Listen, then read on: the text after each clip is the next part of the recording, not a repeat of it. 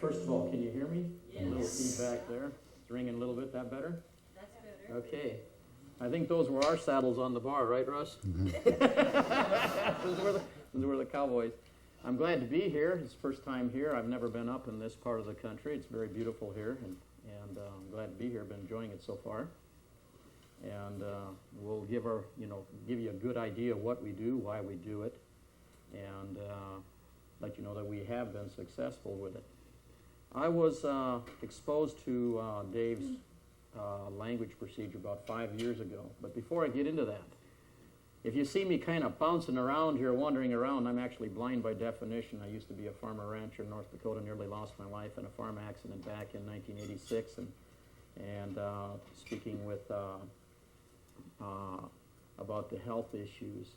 I'm running on 28 screws, 5 pieces of steel, a transplanted liver, and I'm blind by definition. So if anyone knows about the issues of health, I've been down that road.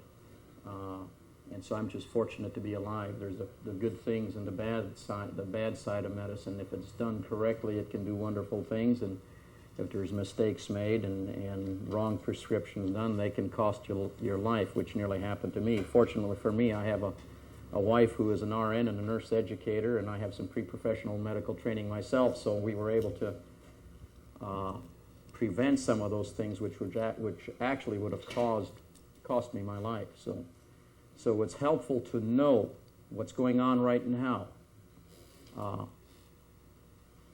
Only I can be responsible for me. I can't be responsible for someone else. I can't educate them. I can give you information, just what we're searching out here.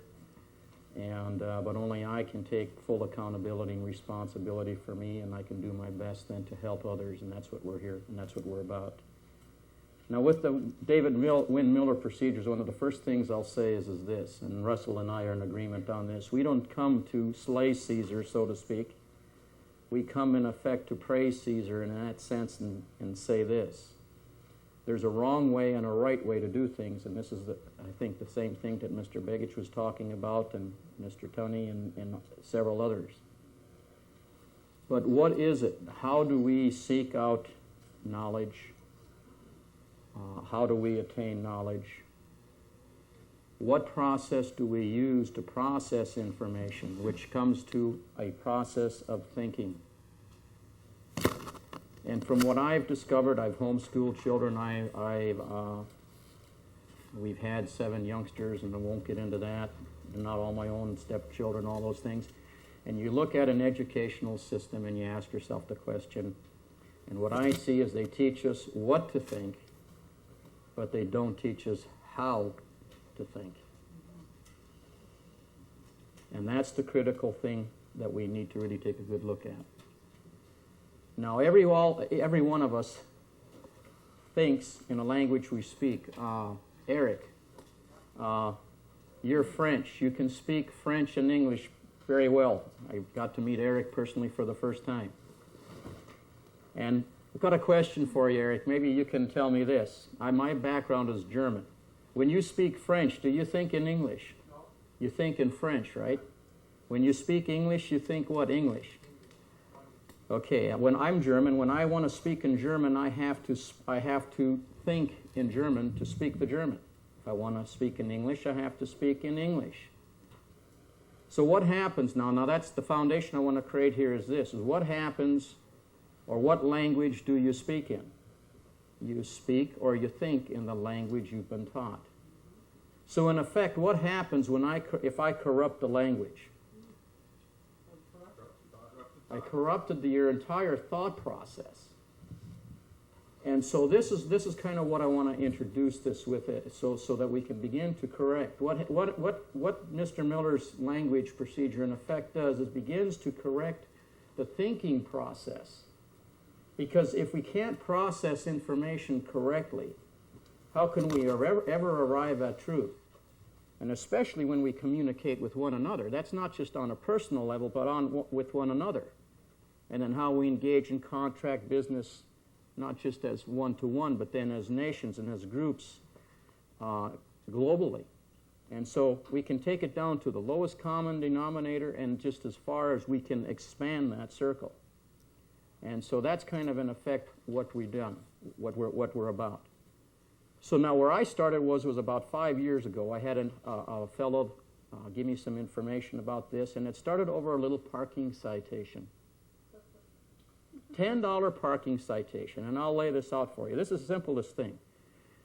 I own a little business. Matter of fact, I'm a music store, so I kind of have, some of the stuff that's going on here.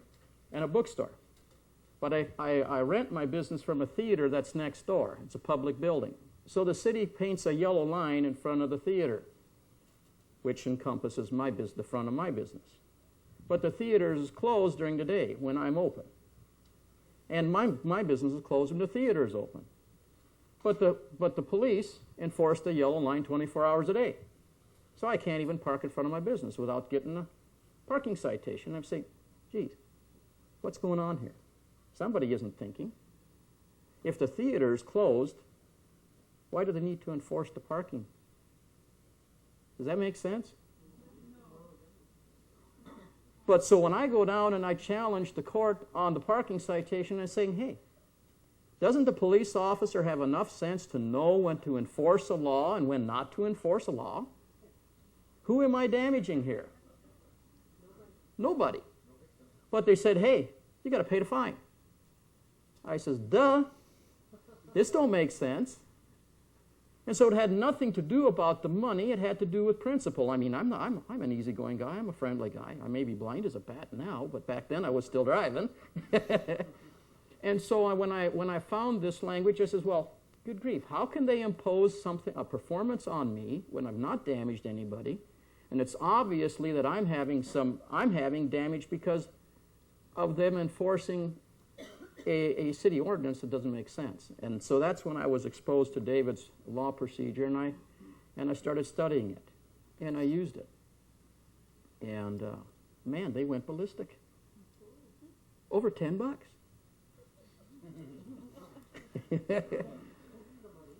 And so here's what's happening. Okay, and I'm going to lay out a little scenario. You've got a city which is a corporation. I don't know, is the city down here incorporated? More than likely it is. Okay, so you got a corporate entity, and you're subject to that corporation's rules. How do you get out of that? How do you deal with all those issues? And so the basic thing, number one, then, comes down to language. Now, how many of you have been exposed to some of this before?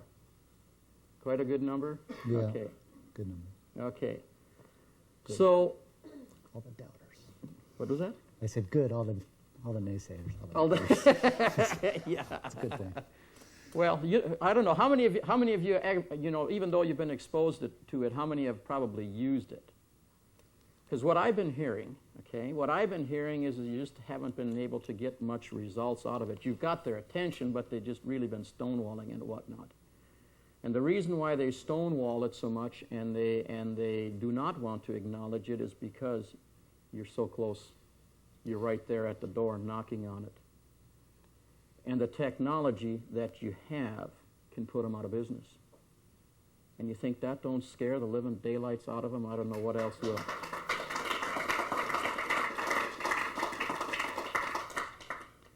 So the first thing is about the language procedure is knowing how to control the subject matter and the language for contract. Okay? Now, I don't know how many of you have seen just the basics, but for those who haven't, I'm just going to do a very little simple analogy so you can see what happens. Now, I'm going to step up on here, so if I don't stumble, give me a shot here. Okay. And I'm going to make something very simple. How many of you have a digital clock in your home? Okay. What do you see on that digital clock? Okay, you see the colons, right? Well, we don't have seconds on most of them because we don't break it down that close. How many of you can see that? Okay. So if you got hours, minutes, and seconds, and you've got the colons in there. Now, most of us are familiar. We call it o'clock. It's a contraction for of the clock, right? Everybody agrees on that? Okay. So the colons, we say here we got 3 hours of the 30 minutes of the 30 seconds. We can read it backwards. It's the same thing. You take the punctuation out, you can't control it, right? And we all know that numbers are nouns. Okay, so I'm going to do something here. I'm going to say, okay, this is a noun, minutes, are a noun. Seconds are a noun. We got 3 elements there, okay? Let's just hold on to that for now, okay? Now what happens when I do this? If I write 35, it equals 35, right? When I translate it into numbers, right? Okay, now watch what happens. Now if I take the punctuation out, it becomes this, right? Would you agree? Okay, what is that telling us? It's telling us that there's a procedure that controls subject matter. Okay, these are nouns, and they're punctuated in order to be nouns, right? Okay, now let's see how many of you pick up on this. Those of you that haven't been exposed to this in the past, okay, just to give you a short reason why this is important. We got it. Okay. It's okay. Now, this is my name, Gordon James Gunch. What's the problem here between this and this up here?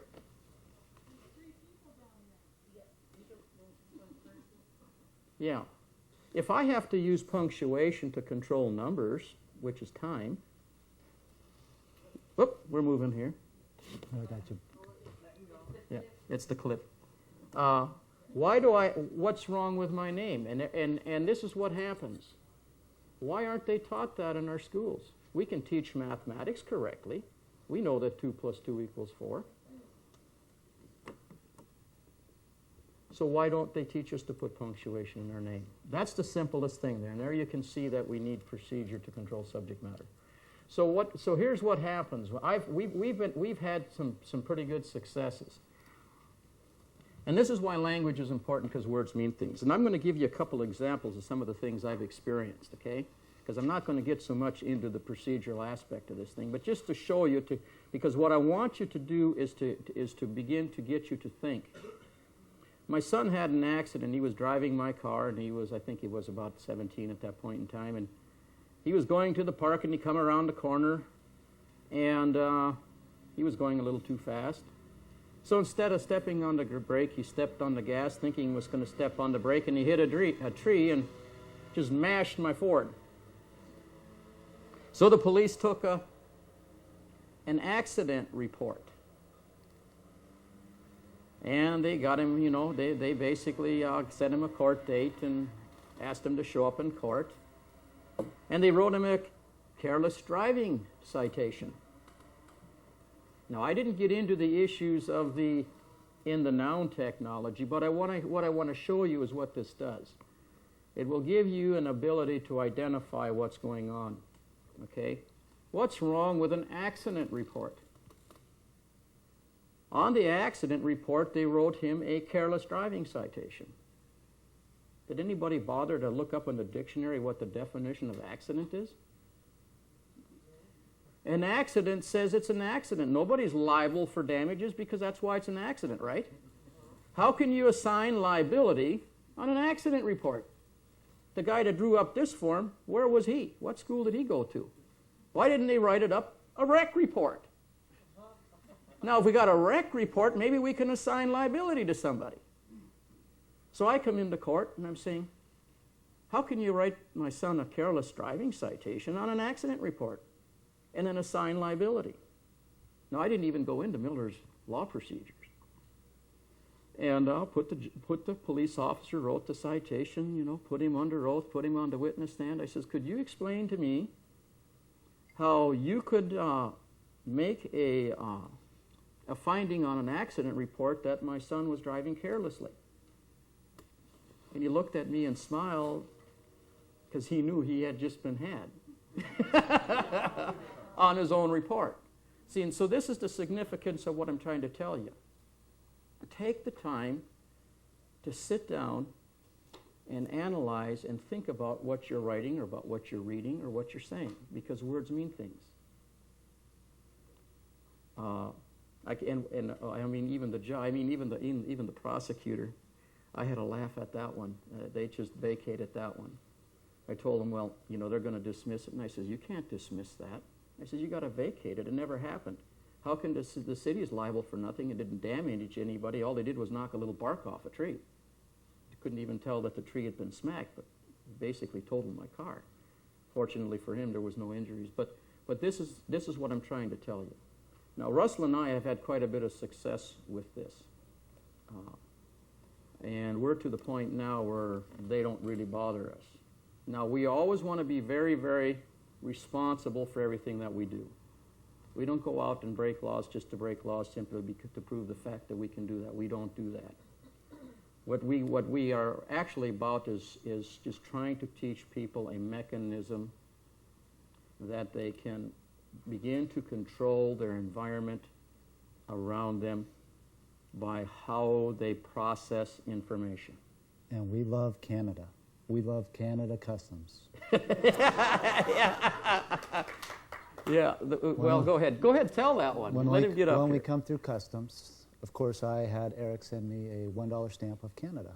Yeah. Canceled here at your local post office. Well, with no ID or no nothing, I simply cancel the stamp and write my contract on it. Stroll on into Customs and simply look at the lady and say, well, cool, from one postmaster to another. I'm postmaster of a bankrupt corporation, Canada. She read my document, asked for no identification, put Canadian Customs authorization over the top of my bullet stamp. They're invoking contract universally through joinder and unity on all contracts, if you'll see, and putting her initials clearly on Canadian Customs stamp. Putting Canadian Customs authorization on my bill of lading. No authorization, no driver's license. He didn't even show picture ID. No picture ID. Nothing. Stamps work, language works. Of course, they turn all red. I disqualified their customs. I'll hand this to let you guys look at it, see what. I want to walk. Oh, is he okay? Okay. Yeah, basically, when we showed up at Customs, when you're flying in, they're going to hand you these little cards where you got to declare or whatever. Well, declare meaning nothing anyway. You're not going to. So what you Nothing's going to be said clearly. That's what declare means. There's no declaration, so there's no clarity. So what you going to claim? Yeah. So basically, what you do is you disqualify them for fictitious conveyance of language. You don't get flushed about it. You don't get scared. You stroll up to them and tell them who you are. It's nothing personal with anybody on the planet. In fact, I'm friendly with all postmasters on the planet. No ill will for any postmasters or any government agencies that may be in here today. So, point being, you can control the world around you by how you contract on a global basis, through bills of ladings, through stamps, through knowing who you are and being very confident about it. Take a very humble approach. Give them authorization. No judge on this planet has any authority. If the judge tells you, I'm not authorized, give it to him. Swear him in right on the spot. He will honor that. He will honor that. Give him a contract to authorize. Tell him you can read it frontwards and backwards. How would you like to see no deviation of 6 different languages? And go to your computer and download it. It's real simple, Control-Shift.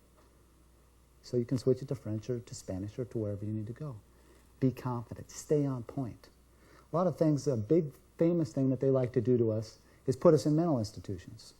Stay on point. When the judge is screaming in your face, I'm going to put you in a mental institution, you look at him and say, hey, when you use in as a prefix, it becomes a particle of negation. So I guess you're going to send me to a no-institution, a non-institution. What are you talking about? Stay on point. That is your problem here in Canada. Know who you are. Be confident. Don't get scared.